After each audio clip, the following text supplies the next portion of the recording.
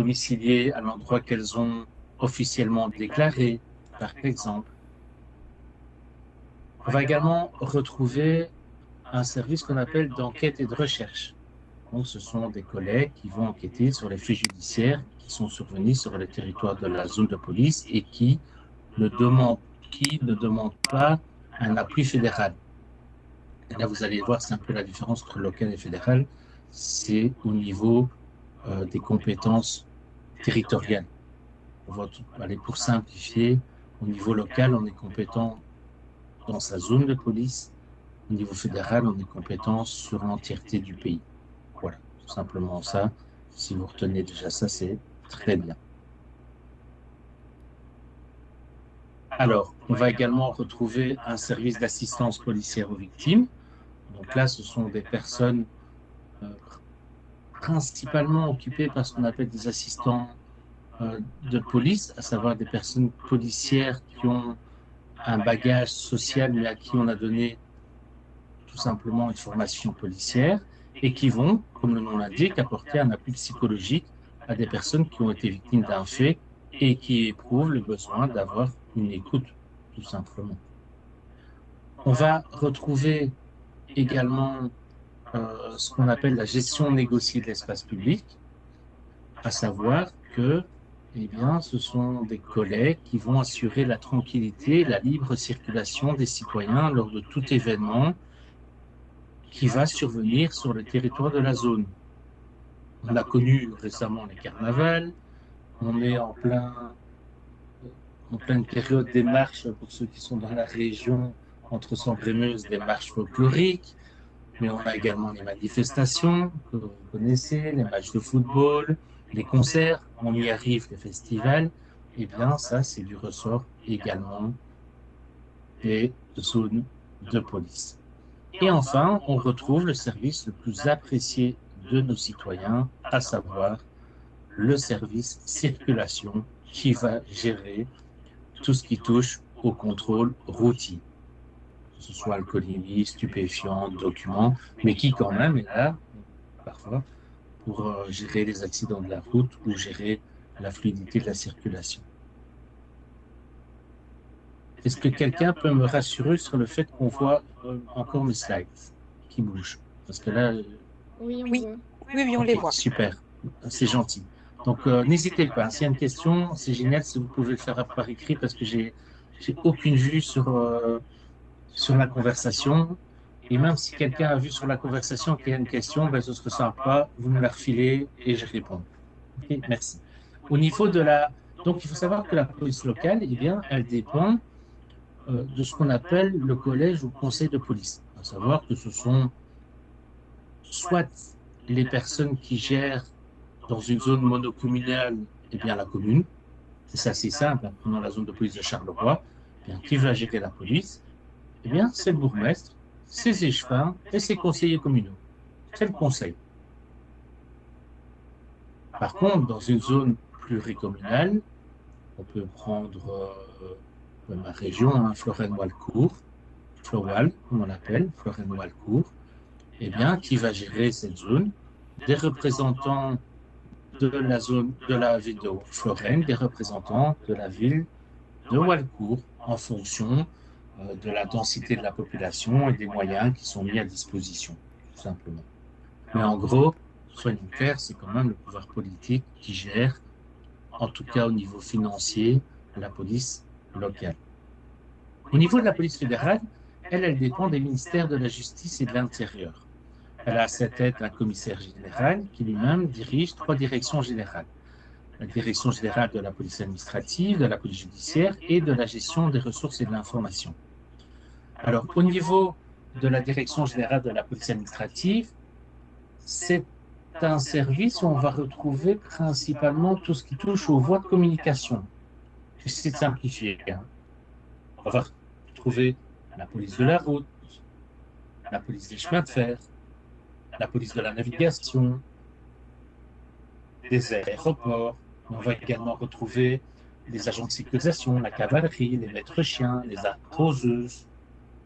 Au niveau de la police judiciaire, je vous l'ai dit tout à l'heure, au niveau compétences territoriales, on retrouve aussi des enquêteurs, mais qui vont pouvoir enquêter sur l'entièreté du territoire, voire au niveau international.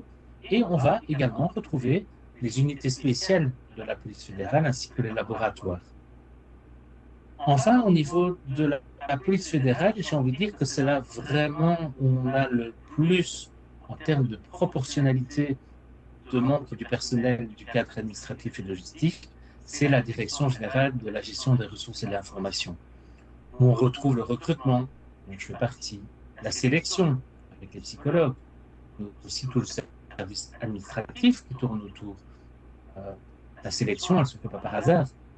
On invite des gens.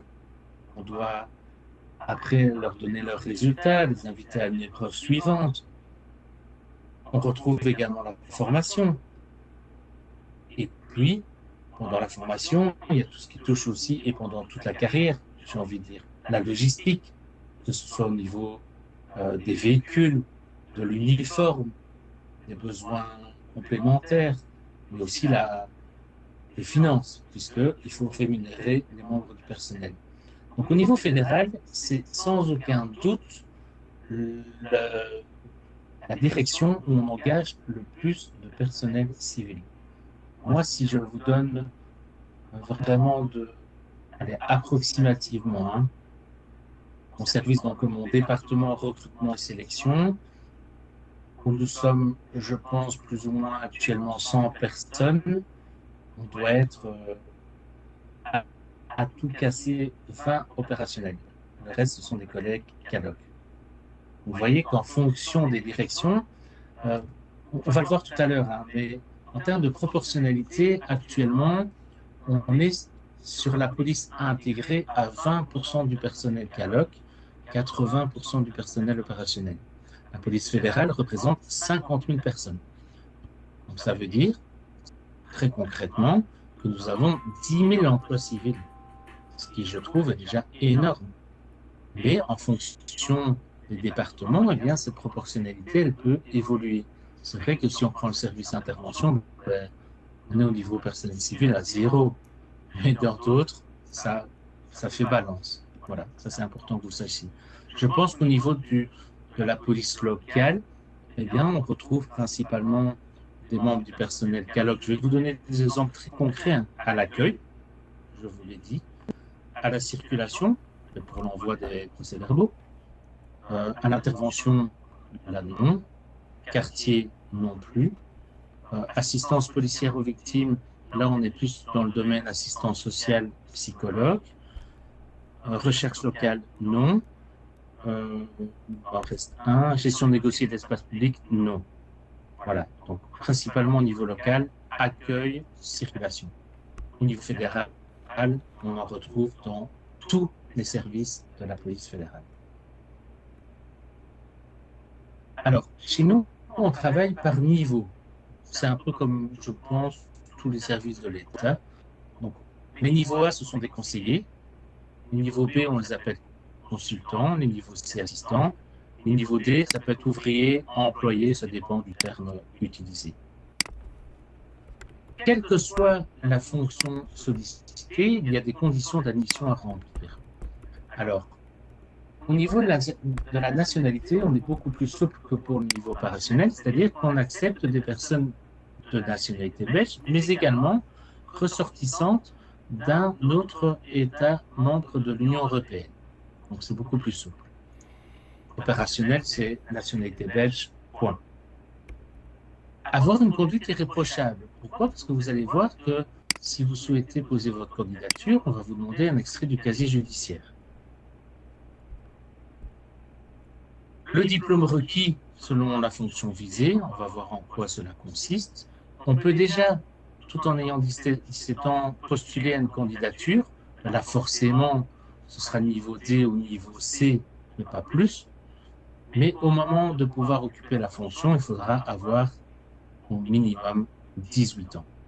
Alors, avoir les aptitudes physiques selon l'emploi postulé, c'est ça qui est important, selon l'emploi postulé. Que ce soit les aptitudes physiques ou médicales, eh bien, vous verrez que ça peut dépendre de l'emploi. Donc là, de nouveau, il y a énormément de souplesse par rapport à ça. Et forcément, il faut avoir réussi des épreuves de sélection. Alors, par rapport à ce niveau d'études, eh bien, vous voyez que le niveau D, aucun diplôme n'est requis. Pour le niveau C, eh bien là, il faut avoir réussi ces 6 années du secondaire. Je ne parle pas du CESS, hein, c'est important ça. Pourquoi? Ben oui, c'est vrai que si on a suivi des études au niveau général ou technique, cela correspond au niveau CESS, mais si on a suivi des études professionnelles, cela signifie que la septième n'est pas obligatoire. Donc on parle bien d'une attestation de réussite des 6 années du secondaire. Pour le niveau B, il faut le bachelier. Alors là, de nouveau, ça va un peu dépendre. Parfois, on va simplement dans l'offre d'emploi dire on demande quelqu'un avec un niveau bachelier, ou alors l'offre d'emploi va pouvoir stipuler on demande un bachelier avec un diplôme dans tel domaine. Même exemple pour le niveau A, où il faut un master, où là on peut également spécifier, selon les besoins, le type de master demandé. Alors, quel que soit le niveau demandé, eh bien, la procédure de sélection, elle est la même.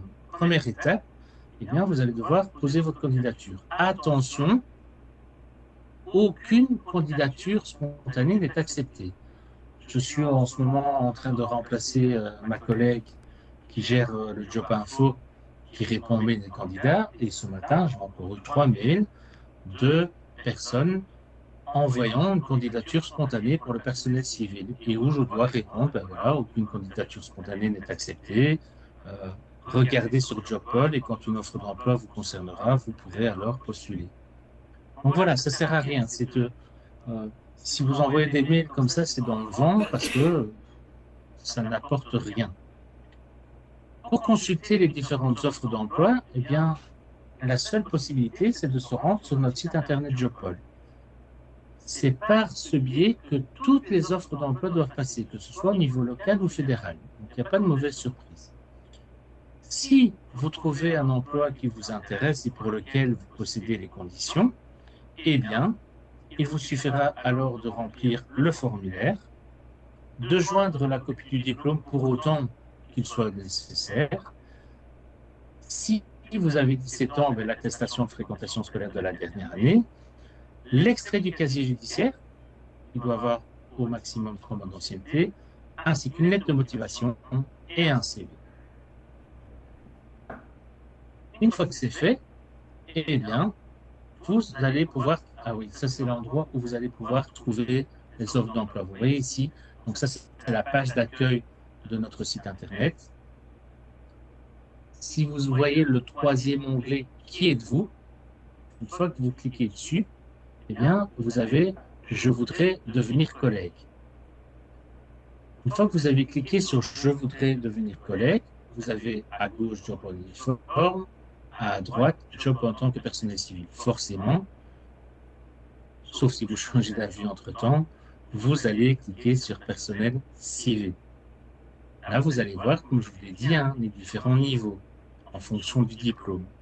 Vous allez pouvoir cliquer sur le diplôme qui vous correspond et sur les diplômes également inférieurs. Chez nous, c'est comme ça. Vous avez un niveau B, eh bien, vous pouvez postuler B, C ou D. Vous avez un niveau A, vous pouvez postuler pour tous les niveaux. Ça, c'est vous qui voyez. Une fois que vous avez cliqué sur le niveau, eh bien, c'est là que vous allez avoir les différentes offres d'emploi. Une fois que vous avez une offre d'emploi qui vous correspond, vous avez le descriptif avec le nombre d'emplois, le lieu, les conditions d'admission, le profil qu'on attend, la date limite d'inscription, et toujours, c'est super important, vous voyez ici en bas à droite, des personnes de référence. De grâce, si vous postulez chez nous, gardez l'offre d'emploi parce qu'une fois que la date limite est expirée, vous n'aurez plus accès à l'offre. Et ça, pourtant, c'est super important de pouvoir, si vous réussissez les étapes chez nous, pouvoir prendre contact avec les collègues qui engagent et savoir un petit peu, ben tiens, qu'est-ce qui m'entend au niveau de la sélection? Et tiens, comment se passe le job chez vous auquel je postule? Super important. Et c'est là aussi que vous voyez que vous pouvez télécharger le formulaire d'inscription. Alors, première étape, et qui est quasi la seule chez nous, donc ça c'est simple, eh bien, vous allez passer l'épreuve d'aptitude cognitive.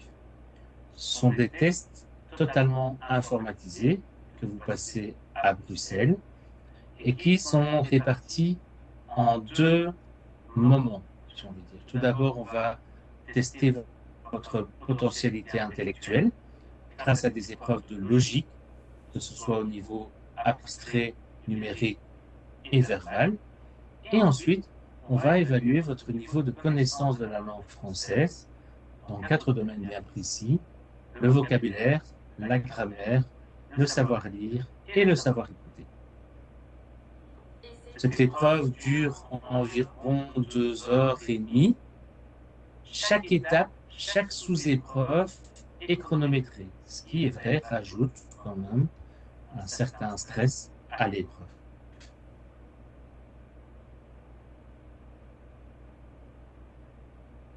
Alors, par rapport à cette épreuve, vous avez peut-être entendu dire, oui, j'ai un diplôme supérieur, donc peut-être que je vais dispenser. Non, ce genre de dispense n'existe plus.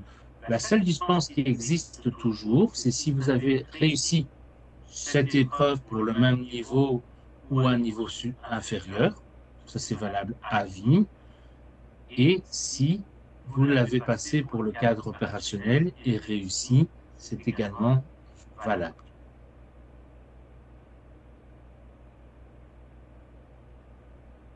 Alors, vous allez également recevoir des petits tests informatisés à compléter. Un questionnaire biographique, le but étant de permettre à votre futur employeur de mieux vous connaître, et un test de motivation. Voir un petit peu qu'est-ce qui vous intéresse en général, pas spécialement toujours par rapport à la police, mais ça peut être aussi en général. Qu'est-ce qui était important pour vous dans un métier? Qu'est-ce qui est pour vous rédhibitoire? Qu'est-ce qui pour vous est un atout? Voilà, ce genre de choses. Alors, à notre niveau, eh bien, la sélection s'arrête. C'est-à-dire que nous allons envoyer, mais forcément au service qui engage, ce qu'on appelle l'autorité de nomination, à qui on va donner les résultats des personnes qui ont passé cette étape et qui l'ont réussi. Après, comme je viens de vous le dire, que ce soit le service fédéral ou la zone de police, va pouvoir poursuivre sa sélection comme elle l'entend. On peut tout à fait imaginer, ça ce sera toujours le minimum, un entretien, vous n'y échapperez pas, mais en fonction de la spécificité de l'emploi, on peut tout à fait imaginer des examens complémentaires.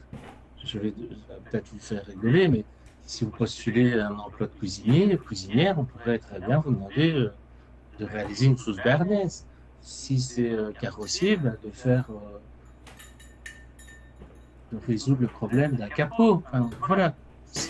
Et c'est là l'importance de garder l'offre d'emploi avec les personnes de contact que vous allez pouvoir joindre pour connaître la suite des événements.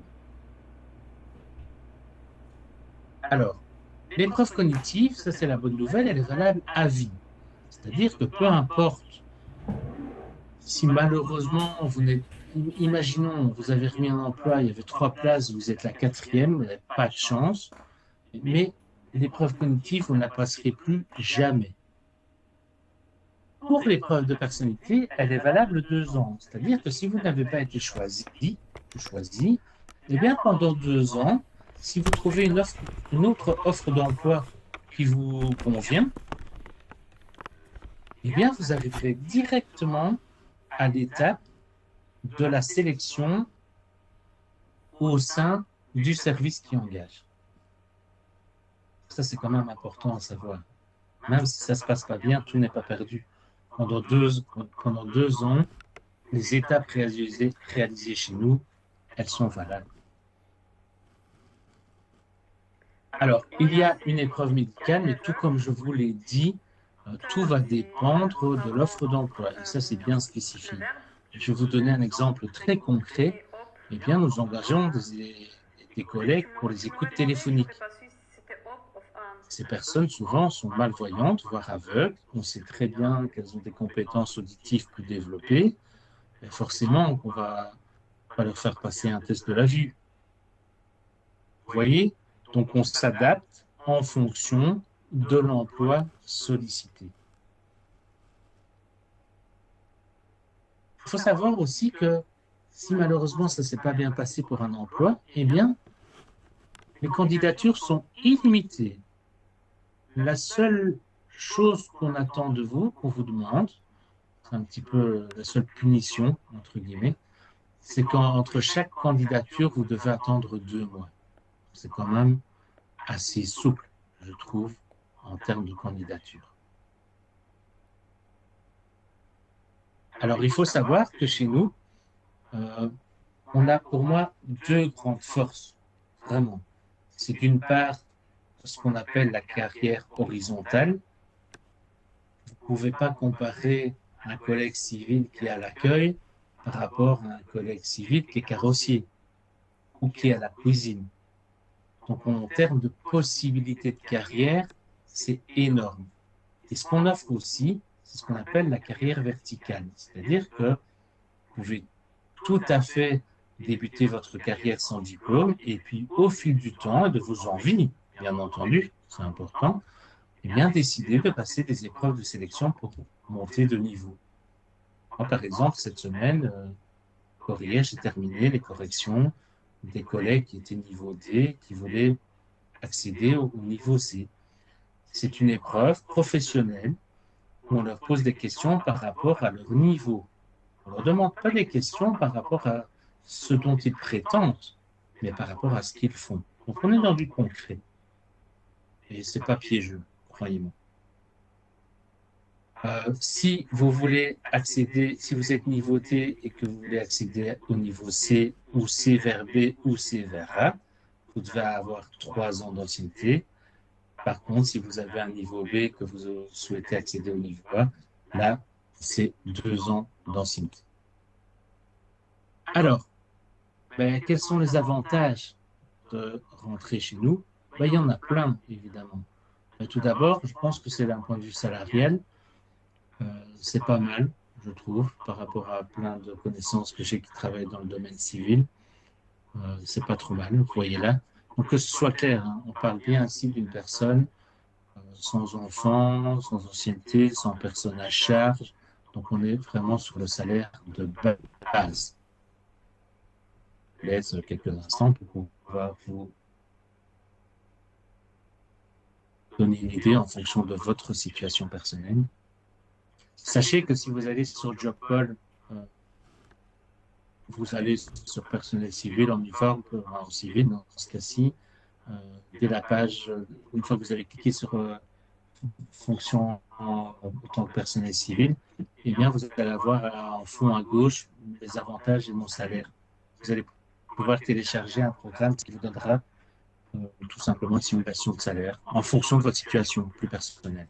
Donc, ça peut être intéressant à savoir.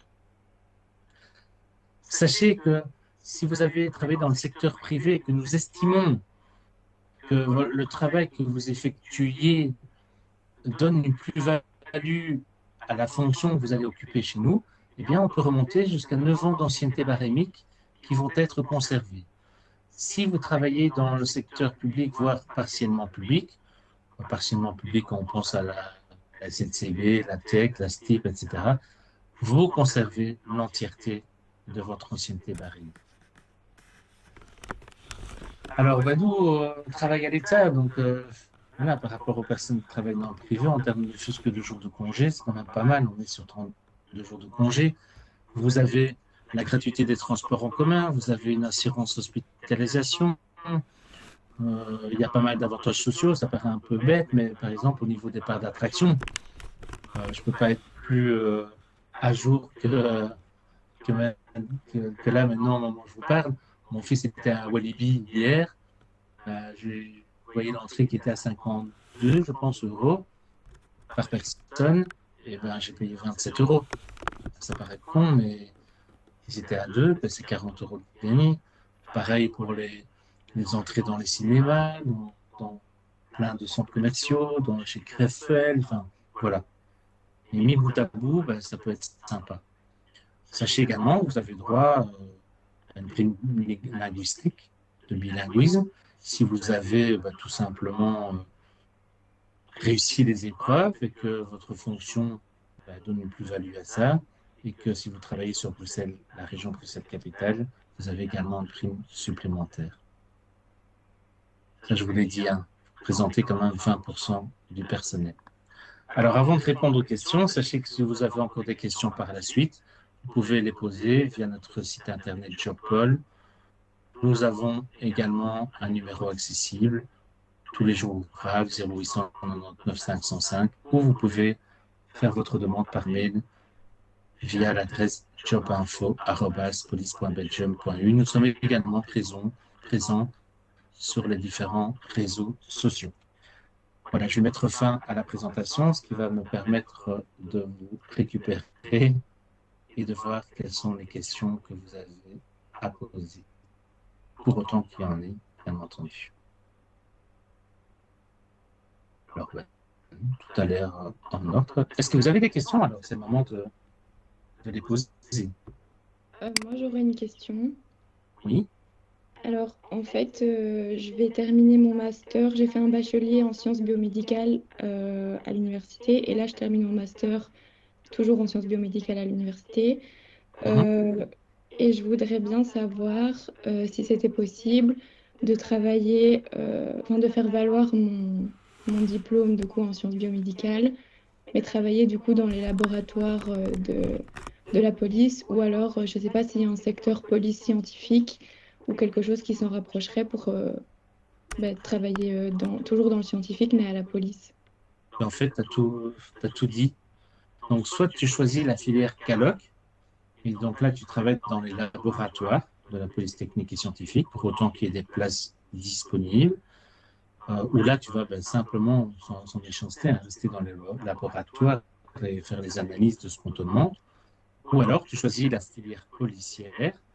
Grâce à ton diplôme, tu suivras, en cas de réussite des examens, eh bien, suivre une fonction de ce qu'on appelle inspectrice principale spécialisée, où là, en plus des analyses, tu vas pouvoir faire la descente sur les lieux, prendre des analyses de crimes, prendre les preuves, faire les réquisitions, les mandats d'arrêt, les saisies d'objets, les auditions. Là, tu es une policière scientifique, comme on peut voir à la télé, j'ai envie de dire. Ok, c'est surtout ça qui m'intéresserait, c'est surtout cette partie-là. Il faut savoir qu'à à partir de cette... Donc, si tu choisis cette partie-là, c'est un concours. Non, c'est pas un concours, pardon. Ce sont des épreuves de sélection qui sont organisées en fonction des besoins. On vient de le faire. Je ne peux pas te dire à l'heure actuelle quand on le fera la prochaine fois. Et en cas de réussite, tu pars en formation complémentaire pour autant que tu trouves un emploi pour 14 mois. Ok. Mais c'est une formation qui est rémunérée, attention, elle est bien rémunérée. On est sur 2600 € net par mois. Et là, vu que ça vient d'être fait et qu'il faut attendre du coup la nouvelle sélection, Oui, est-ce que je peux d'abord commencer à CALOC, prendre... bien Oui. sûr. Tu pourrais Et tout à c'est... fait imaginer si des emplois sont ouverts CALOC, postuler en tant que CALOC, et puis quand tu apprends que des emplois sont ouverts au niveau opérationnel, les remettre. Chez nous, c'est très simple. Hein. CALOC vers opérationnel, opérationnel vers CALOC, CALOC vers CALOC. Enfin, une fois que tu es dans la boîte, pour moi, c'est vachement simple. Et tous ces jobs-là, c'est aussi sur passer toutes les épreuves, puis aller à l'académie, et puis Oui, mais avoir une position. attention que pour le personnel opérationnel, donc puisque tu as parlé de la partie opérationnelle, là, au niveau des épreuves, c'est différent. Hein. Tu as une épreuve sportive en plus, tu as un entretien en plus avec une psychologue, donc on n'est pas du tout sur la même sélection. Ok, ça va. Merci beaucoup. De rien. Alors, en tant que comptable, pouvez-vous m'indiquer comment je pourrais trouver une offre chez vous? Ce serait en tant que civil ou sous uniforme. Alors, je vais être honnête, la majorité des emplois au niveau comptable maintenant sont au niveau en uniforme. Même si il en arrive qu'on engage des comptables au niveau civil.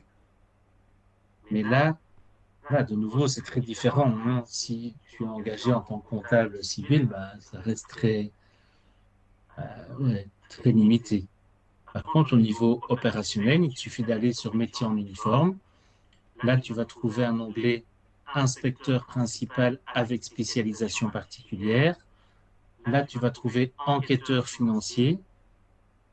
Et là, tu vas pouvoir cliquer, voir si ton diplôme est accepté et pouvoir t'inscrire, étant donné que euh, les enquêteurs financiers sont des sélections qui sont faites en permanence. Donc, à tout moment, on peut s'y inscrire.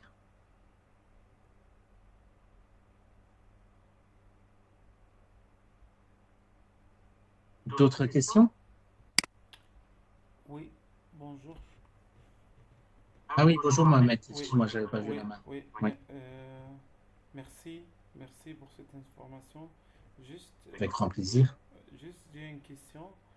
Des personnes, euh, hum, par exemple, dans mon cas, j'ai un dyslexique à niveau l'orthographe.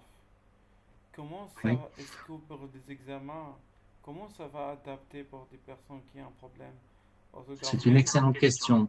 Oui, très bien. Donc, il faut savoir que par rapport à l'épreuve d'aptitude cognitive qui reprend, si tu as suivi au départ, les épreuves de logique et de français, eh bien, en fonction, pour autant, bien entendu, que tu nous fournisses une attestation médicale qui puisse prouver que tu es dans les conditions, eh bien, tu bénéficies d'un tiers de temps supplémentaire pour réaliser l'épreuve. Puisque, comme j'ai dit tout à l'heure, ce sont des épreuves chronométrées. Et donc, voilà, on t'offre, entre guillemets, un tiers de temps en plus par épreuve. Mais comment, où se trouve pour faire des examens médicaux? Et ça, il suffit d'aller chez ton médecin qui va pouvoir attester que tu es dyslexique, tout simplement. Moi, mon prof de la langue, parce que d'abord, le français, c'est pas ma langue maintenant. Moi, je parle néerlandais en général.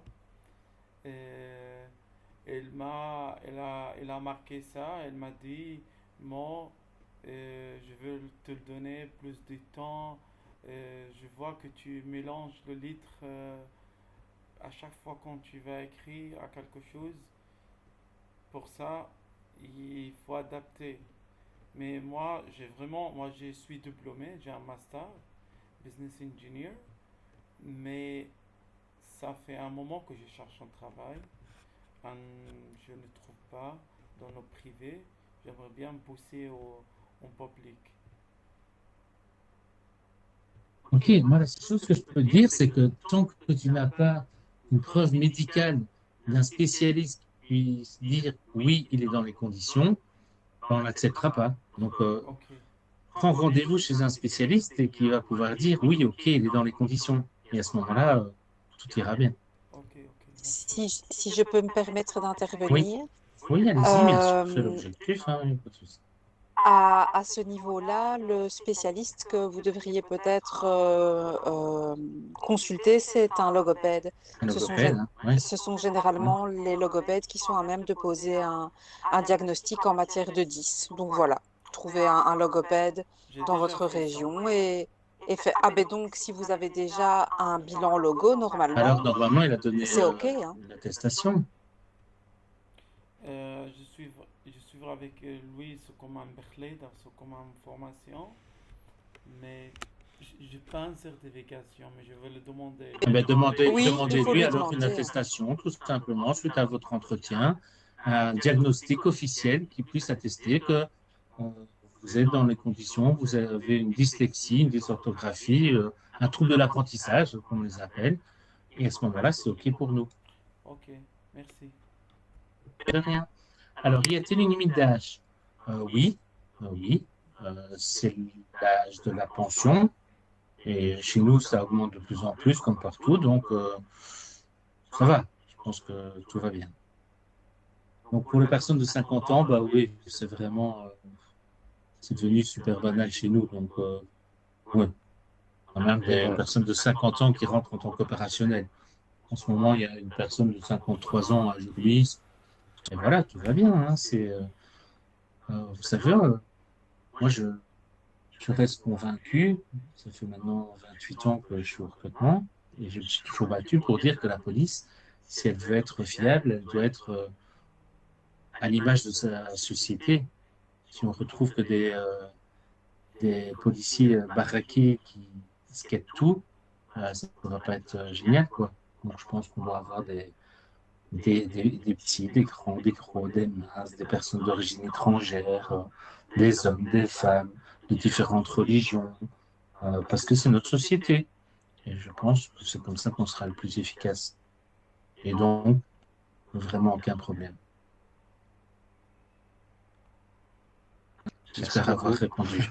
OK. Mais Oui, oui. merci. C'est parce qu'il y a parfois des petites discriminations, mais c'est surtout dans le privé, je pense. Donc, voilà. Oui, parce que là, on n'est plus, je t'assure, on n'est plus du tout chez nous, on pense même plus à ça.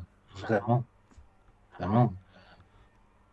Je te dis, il y a une personne de 53 ans et je suis convaincu, je la connais parce qu'elle s'était renseignée chez moi.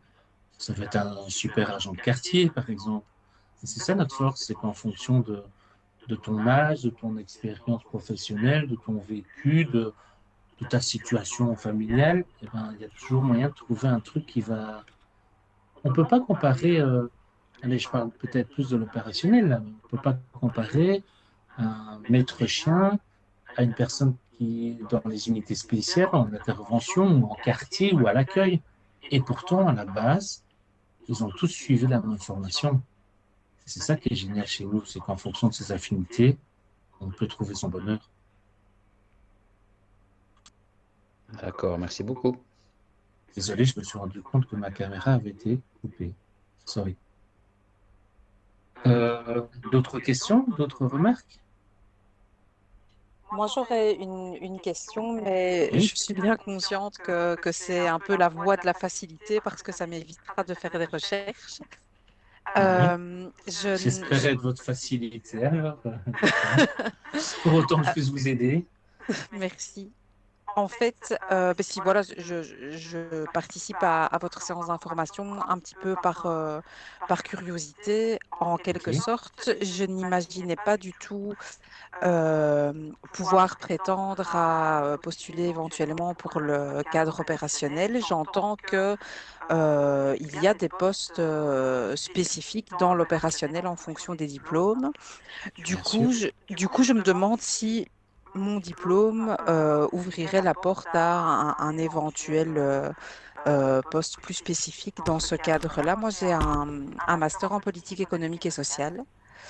Et donc, je ne m'imaginais pas éventuellement postuler pour autre chose qu'un emploi catalogue. Et en même temps, je me vois peut-être aussi mal réussir des tests physiques à 40 ans. Mais ça, c'est une autre histoire. Donc voilà, 40 ans, c'est jeune. Alors, je vais essayer de répondre en 3 temps et d'être le oui, plus concis possible. Donc, d'une part, avec votre diplôme, il y a 2 possibilités, à savoir la fonction d'inspectrice principale avec spécialisation dans le domaine enquêtrice financière. Donc là, ce sont des personnes qui vont tout simplement traiter tous les aspects financiers. Hein. Vous connaissez d'accord, comment ça peut être. Hein. Donc là, vous allez sur Job Pole, métier en uniforme, inspecteur principal avec spécialisation particulière, enquêteur financier. Vous allez avoir un descriptif de l'offre d'emploi. Il faut savoir que par rapport à cette offre, vous pouvez postuler à tout moment. Ce oui, c'est sont ce que des emplois qu'on j'entendais tout à recherche l'heure, oui, vraiment, vraiment. d'accord, Okay. Donc, c'est organisé, les examens sont organisés en permanence, c'est très rapide. Il y a 2 incorporations par an, mars et octobre, voilà, ok, pour 14 mois à Etterbeek. La deuxième possibilité, qui vient d'être ouverte, vous êtes au niveau timing, ben, c'est parfait, c'est la fonction de commissaire. Là, cette fonction est ouverte à toute personne possédant un master. Mais là, on ne va pas tenir compte de votre spécialisation, mais uniquement de votre niveau d'études. Voilà. Vous avez un master, que ce soit en éducation physique ou dans votre domaine, on s'en fiche. Mais vous pouvez prétendre à cette fonction. Et donc là, vous allez de nouveau sur le métier en uniforme, commissaire de police. Et pour votre information, il y a une session d'information qui est organisée demain. d'accord, De mémoire, de nouveau parti, c'est moi qui la donne, mais de mémoire, je pense que c'est à 10 heures pour les externes. Et on vous explique toute la procédure de sélection, les cours que vous allez avoir, etc. Et Après, je ça, trouve si vous... ça un petit peu, excusez-moi de vous Oui, couper. oui. J'ai grandi avec un papa policier hein, qui est pensionné depuis quelques mois. Ok, ben, Et félicitations à lui. merci pour lui, je lui dirai. Mais enfin, je trouve ça quand même hallucinant que quelqu'un sans aucune expérience de la vie Oui, policière débarque comme ça juste avec un diplôme, avec oui, un je grade de sais. commissaire, quoi. Mais vous me demandez les Oui, possibilités, oui, je vous bien sûr. réponds. Oui, Maintenant, je suis maintenant, juste surprise. moi, je constate simplement, et que moi, c'est un message aussi que je donne, je dis que cette possibilité existe, mais qu'on a de plus en plus de personnes qui, même avec un master, postulent en tant qu'inspecteur ou inspectrice. D'accord. Et puis, après, c'est toute une procédure, je ne veux pas rentrer dans les détails, mais quand on est inspecteur, il faut attendre 3 ans pour être inspecteur principal, puis 3 ans pour être commissaire. Et ce sont des personnes qui vont faire 1 an ou 2 en tant qu'inspecteur ou inspectrice, et puis qui se disent, bah, tiens, là maintenant, je vais utiliser peut-être mon diplôme, maintenant que j'ai un peu appris le travail de base, et qui vont tenter leur chance en tant que commissaire, comme s'ils étaient des D'accord. externes, mais avec leur base. Cette année, il y avait 180 candidats commissaires externes, et sur les 180 candidats, il y avait 130 collègues qui avaient Ben utilisé oui, ce système d'accord. pour leur donner une crédibilité quand ils arrivent en tant que commissaire, où là, ils vont pouvoir dire, ouais, mais j'ai commencé aussi en tant qu'inspecteur. Vous voyez ce que je veux dire? Ouais, ouais, tout à fait. Donc ça répond un peu à votre question. Au niveau sportif, et c'était la troisième question, Oui. ben, sachez simplement qu'il y a des simulations sportives qui sont organisées euh, tous les mois, un samedi par mois à Etterbeek, un samedi par mois à Jumet, où vous Ok. pouvez vous tester en situation réelle sur le parcours. Ça n'engage à rien, mais vous êtes vraiment là, on vous donne des conseils pour vous aider, et ça vous permet de voir où vous en êtes par rapport à ce test qui vous attend. Et ça, vous retrouvez dans la rubrique événements, comme vous avez retrouvé ici, cette session d'info. De mémoire, la prochaine session à Jumet, c'est le 10 juillet. Je ne sais pas de quelle région vous êtes. Oui, effectivement, je suis de Châtelet, donc Ah ben ce voilà, serait ma plutôt prochaine juillet. session, je viens de la mettre lundi, mais ça se complète très vite à Jumet, très très vite, parce que c'est pas parce que je la donne, c'est pas moi qui la donne, mais les collègues sont très très bienveillants par rapport aux candidats, donnent beaucoup de conseils. Et ben D'accord. voilà, sachez qu'elle est en ligne et je pense qu'il y a encore un peu de place. Il y a 3 sessions Super. à 10 heures, à 13 heures et à 15 heures. Je vous remercie beaucoup. Avec plaisir. Y a-t-il d'autres questions? Oui. D'autres remarques? Bonjour. Bonjour. Bonjour. Moi, j'ai un bachelier en ressources humaines. Quelles sont les possibilités du coup chez Alors, vous? Parce que au niveau opérationnel, il n'y en aura pas. Oui. Euh, ou alors en tant qu'inspectrice, que ce soit clair, parce que malheureusement, le bachelier en ressources humaines ne fait pas partie des diplômes repris pour les spécialisations. Mhm.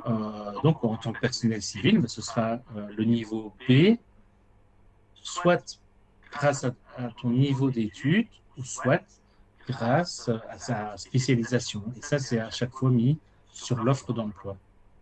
D'accord. Très Tu as bien. fait ça où? J'ai fait ça en promotion sociale à Quem à Ok. l'époque. Puis j'ai travaillé 17 ans en ressources humaines. Et ici, je travaille dans le public, dans une administration communale en tant que gestionnaire de paix aussi. Je vais vous montrer, hein, parce que je pense qu'on a encore un peu le temps. Comme ça va être très concret pour vous. Je pense que c'est important. Je vais sur notre site internet.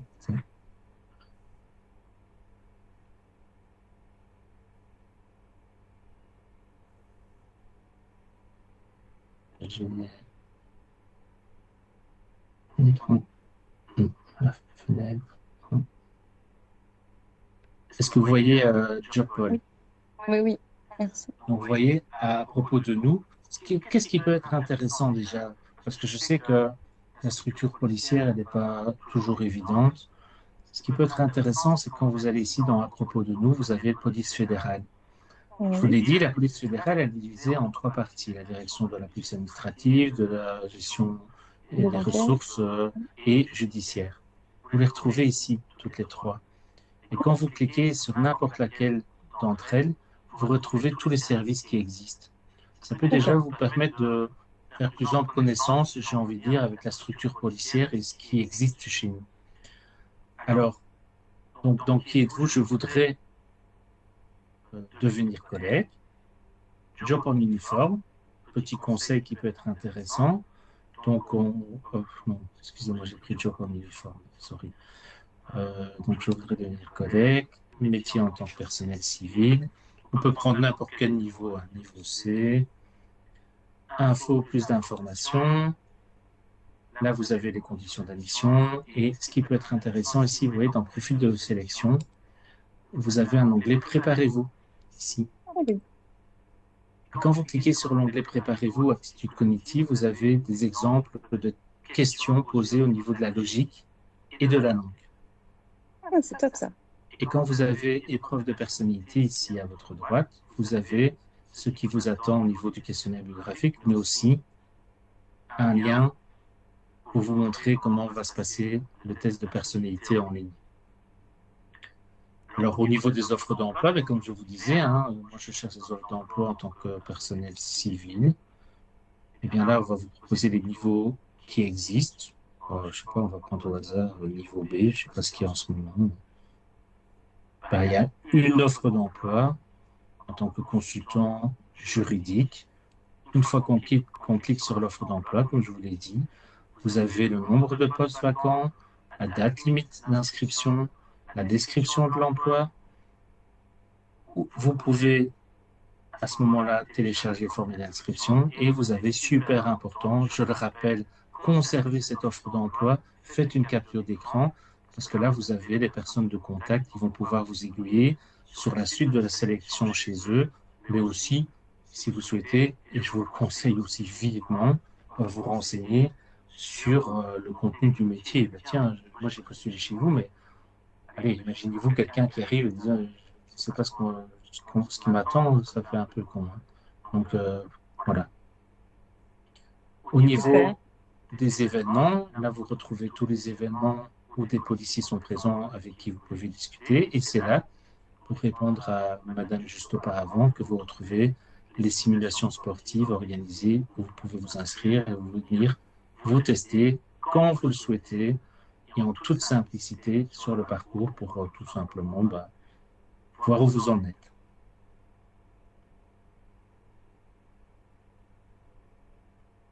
Voilà, j'espère avoir répondu et surtout concret. D'autres questions, d'autres remarques?